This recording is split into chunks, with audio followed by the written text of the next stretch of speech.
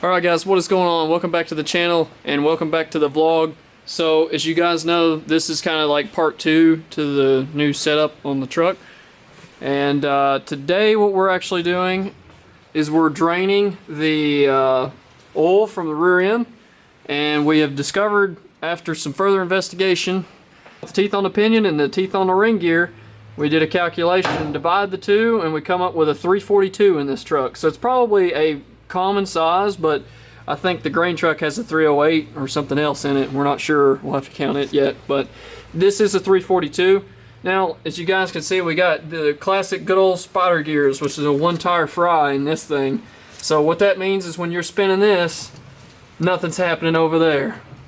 So there is not much point to me putting Mickey Thompsons on the back if I'm only going to burn one of them. So that's what we're going to fix here today. So what we're doing today is we're getting everything squared up and ready to go for the new center section, which is going to be like a limited slip. So what that's basically going to do is when one tire starts to slip, it'll lock and they'll both fry. Instead of just obviously killing one tire, we're going to be able to spin both of them.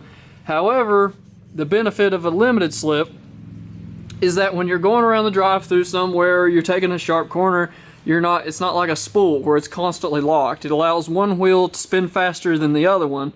You know, that way you can still turn without making all kinds of awful sounds going through the drive-through or wherever you're at, because you're going to have one wheel locked to the other one, causing them to jump and skip around. So that's we're going to make sure it has a LSD in it, but it will be an Eaton or another form of Yukon gear, or Eaton, one of the two.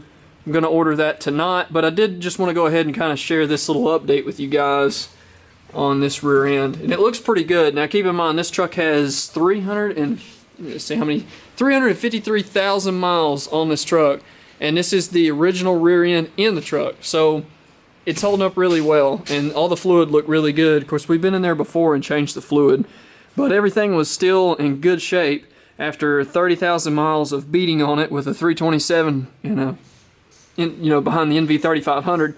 It's done very well. So the plan here is you got to take the C-clips loose from the axle, and the C-clips they're on each side, right? So you got one here and one here. Remove this here cross shaft. Yep. So we got it. Oh yeah, this center shaft has to come out. I forgot about that. And then once we get that out, we could pull the axles and see what spline they are. I'm thinking they're 30 spline, but we're going to find out here in a minute.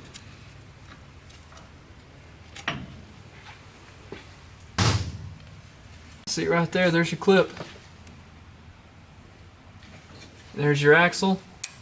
And to get it out, just using a nice little magnet, and they pull right out. So there's what you got. Now this is my first time actually getting into the rear end, so this is going to be a learning experience for me as well, guys. I've had the cover off and changed fluid and done some minor things, but nothing like this. Here's your rear axle. Should be some fluid come out of here too, won't it? Maybe not. Just a little. Alright. So we're going to keep stock axles in the truck. Like I said, this truck will never make crazy huge power. At least I don't plan on it. That may change, but for now what we're going to do is leave stock axles in it with the stock 10 bolt. Just changing the center section. 30 spline. So the truck page was right. At least for this one they were right. They may not be right for all of them, but they were saying on a truck forum when we were on there earlier that all the trucks that had a 10 bolt were 30 spline. All truck axles were 30 spline. So I don't know if that's true or not, but from what we've seen here, it might be.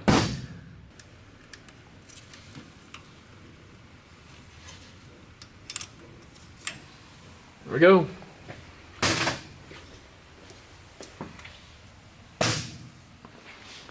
We may have one of our local. We've got a local speed shop that we may be able to go to get the center section.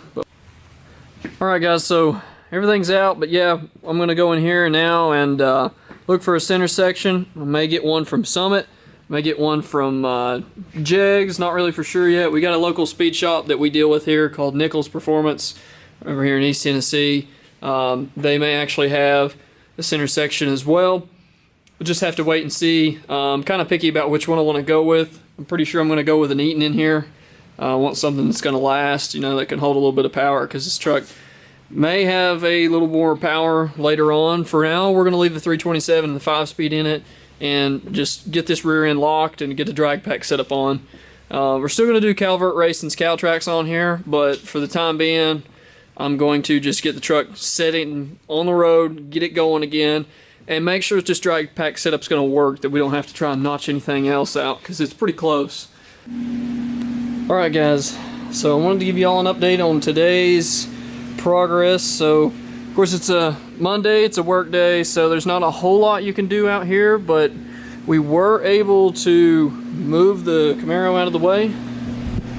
And tonight what I'm going to focus on is taking care of this front. So we're going to pop this dust cap off, and I've got to change these studs. Backstory on these, we changed them to half 20 to run a different wheel. That wheel's no longer on the truck. We're going with Race Stars. We're going to change them out to 14 millimeter. The shank style that you're going to have to use with this is very critical. So you can't just toss any old lug nut in here. You know, they have to be very specific to a Race Star wheel, and they have some dimensions as far as the diameter and the shank length and the overall length that all come into play.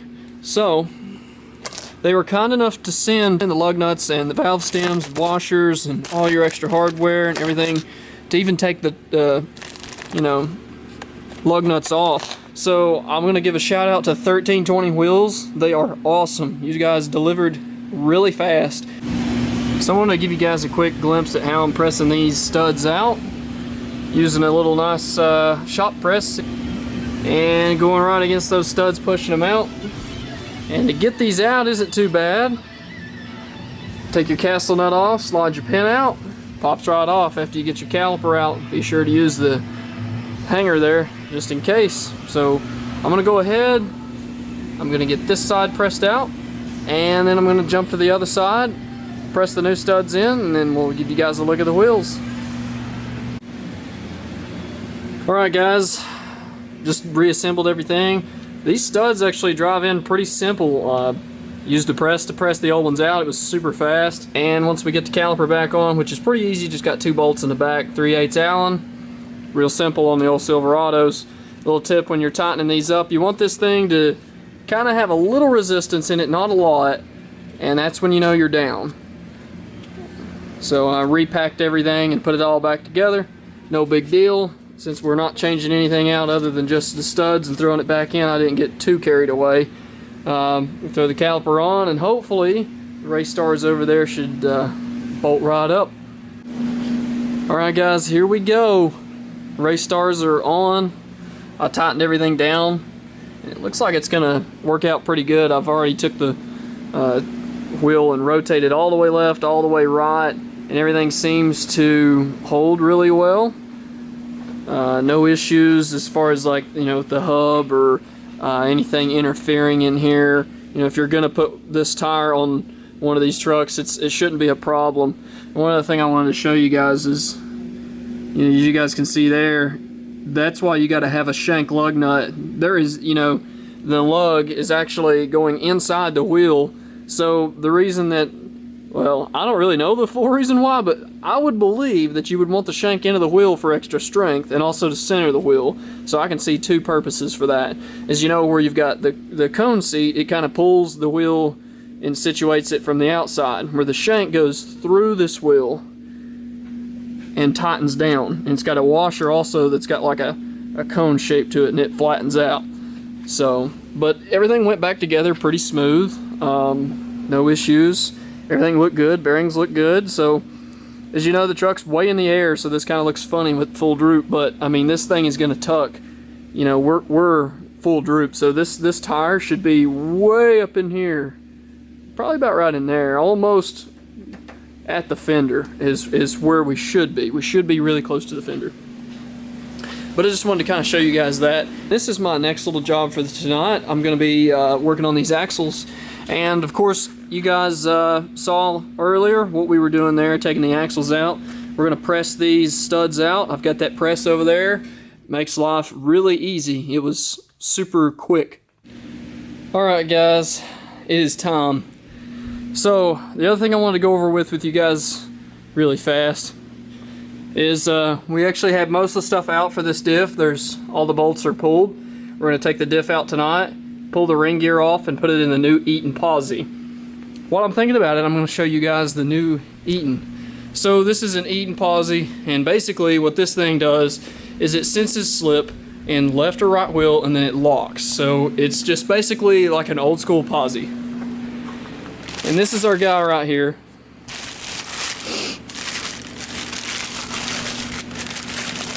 So that's exactly how this guy works. Is once it's like a torque sensing differential. So once it sees that one side is slipping, it will then engage the clutches and lock the other side. Now over time these do wear out, but it would take a very long time for this to happen. In fact, if you watch the video on these things, most of the guys from Summit say it'll last about the life of your vehicle. So I mean, granted, if you're beating on it really hard and doing some crazy stuff off-road, I can see where it might wear out kind of quick, but for what we're gonna do, guys, I really don't see that being an issue. Like, I think it's gonna hold up for a long time in a muscle truck.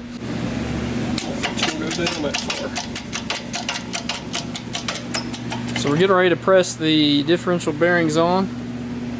We're rigging up a little fixture here to do that. And in case you guys are wondering what bearings you've got to have a LM102 911 race and a LM102 949 on the bearing.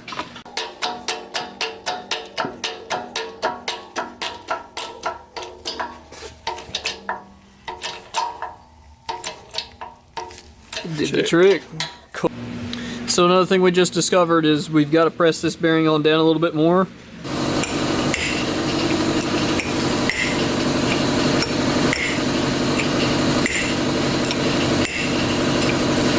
There it is.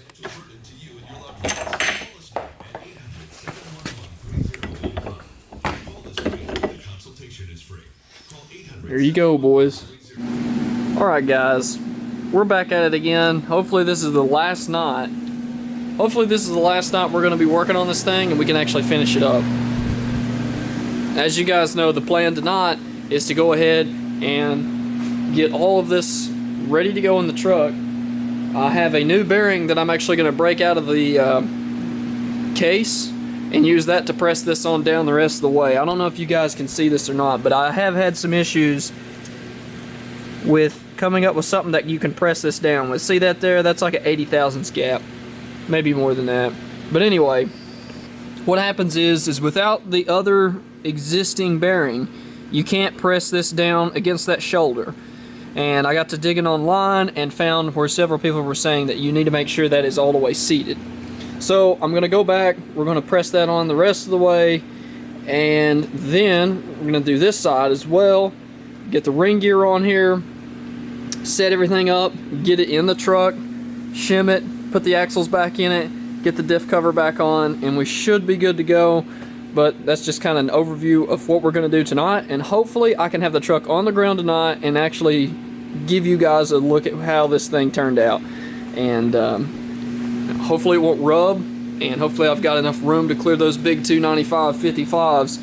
You know, that's going to be the real kicker, is trying to clear that, because these things are huge, guys. So anyway, green truck's still up here looking good. Got the Camaro underneath. And we're going to go ahead and get cracking here and break this old bearing down and push it back into place. Alright guys, so we got the bearing pressed down the rest of the way.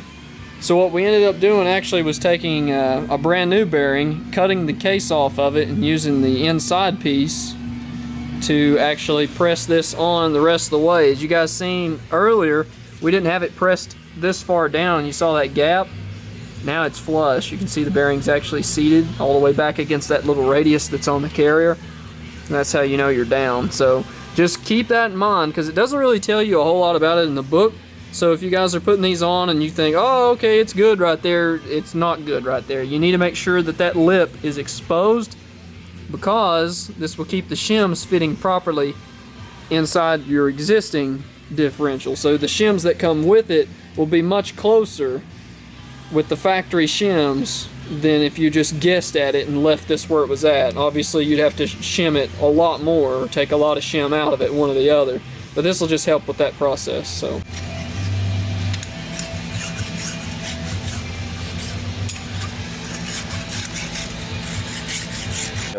We've got to. Alright, we got the ring gear. Well, how we pulled this up, actually, guys, we took and spaced these bolts out, put them at 20 foot-pounds, and torqued them down just to pull this ring gear nice and even with the carrier. So now we're going to start installing the rest of these bolts, and we're getting a little closer. Alright, guys, so the diff, ring gear, everything is tightened up and torqued. So these are left-hand threads, keep that in mind. And also they torque to 65 foot-pounds. So we are good to go now. Everything is finally assembled and we're ready to drop this in the truck, shim it up, and we'll see how close it is. So now on to the next part. We're measuring to get everything centered up, and what we come up with was 225 and 241 were the stock size.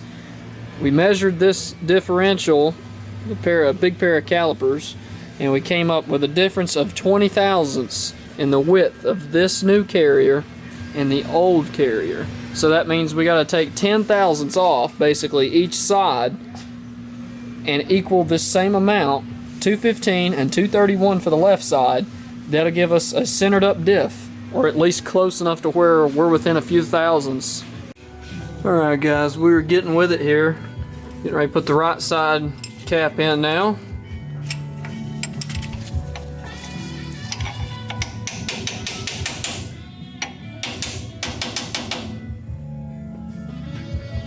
You can see that worked out pretty well with our shims there, so hopefully we don't have to do too much from here. The main caps are down to 60 foot-pounds. Now we're going to check the backlash here.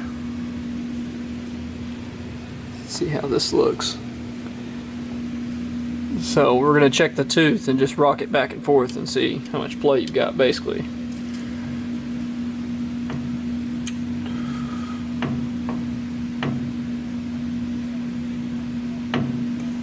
Too much.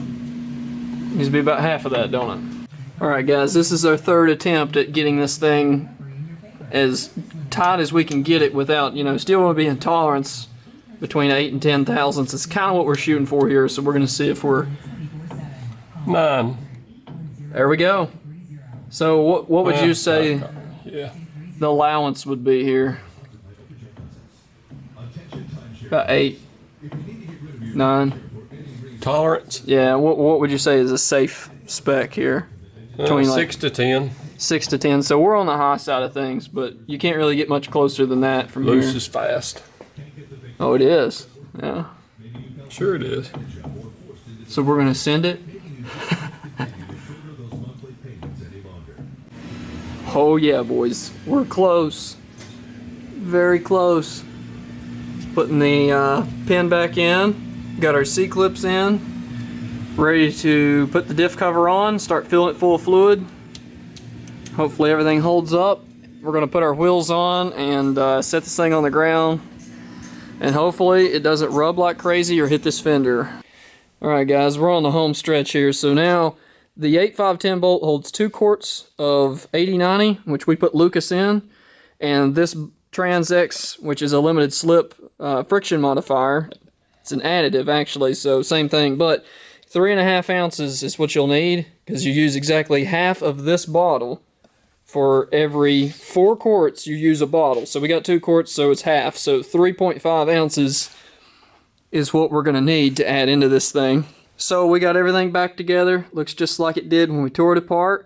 Axles are in it, C-clips are in it. There's 1 quart in it now. We're adding the additive in between the quarts and then putting the other quart in. So we'll be ready to go. And next is going to be mounting these guys. So I'm hoping they fit. We're about to find out. Of course, when we set it on the ground is when we're really going to know. But I can kind of at least eyeball it and set this one up there. So we'll have to see how this one goes. Alright guys, so there you go. On the ground, 295, 50, 15s in the rear. And I'm running 235 50s up front on a 17 by 7. So this is the New look right here, boys. 15 by 10 rears, 17 by 7 fronts on a drag radial. It's got like a skinny look up front, you know, because of the back spacing and everything. And in the rear, oh man, is it close, but it worked. It didn't rub. So I am really happy with how this turned out. This truck is crazy looking now, guys. This stance is awesome, and it's just a whole new look with these dark stars on here. As you guys can see, here's how close it is. I mean, if we hadn't notched it, it would have probably rubbed for sure. But it is so close. I mean, the top of the tire on these Nickies is up in the fender, but it rolls so hard on the sides that it was able to miss. So, this is a 28-inch tall tire, so it worked out just right for this truck. Keep in mind, we still got to settle it just a little bit. So we did jump up and down on it, move it around, so we did kind of settle it, but it may try to settle just a little bit more. We'll have to see how much more it's going to settle. But that's it. It definitely seems lower. I don't know if maybe it just seems lower. I think it just feels like it is because it's been on a lift. So I think it's an illusion. But the fronts are actually 300 thousandths taller than they were before. So the old setup was right here, and there's the new setup at 300 thousandths taller. It actually looks smaller. It's kind of deceiving just because it's a 17. And because the tire is sunk back in there, you know, that's a positive offset, so it's actually sunk back in there a little bit. But you know, that definitely did the trick. It's a whole new look for this truck, guys, and it's just crazy at the difference it makes when you go to a drag pack setup. It's pretty awesome. I'm really happy with it, and it's almost got some poke in the back. I mean, it's never had that kind of stance in the rear before, so that is just too cool. And we also bounced up and down in the bed, you know, trying to make sure that it wouldn't rub or give me any trouble. And so far, I think we've ruled out any kind of rubbing issues or anything like that. So anyway, guys, I just wanted to kind of cap this one off. I'll do a walk around tomorrow. It's raining right now, so hopefully tomorrow this rain will pass and we can pull this thing outside and actually get some pictures of it. And, you know, do a little test drive in it too, break that diff in. Anyways, guys, if you like what you see, be sure and subscribe. I've got some more stuff coming up for this truck. This is just the start of this thing. So I wanted to get the suspension right before we went full send with it. So that's kind of where I'm at. And like I said, be sure and subscribe. I've got plenty of stuff coming up. Thanks again for watching. And until next time, I'll see you in the next one.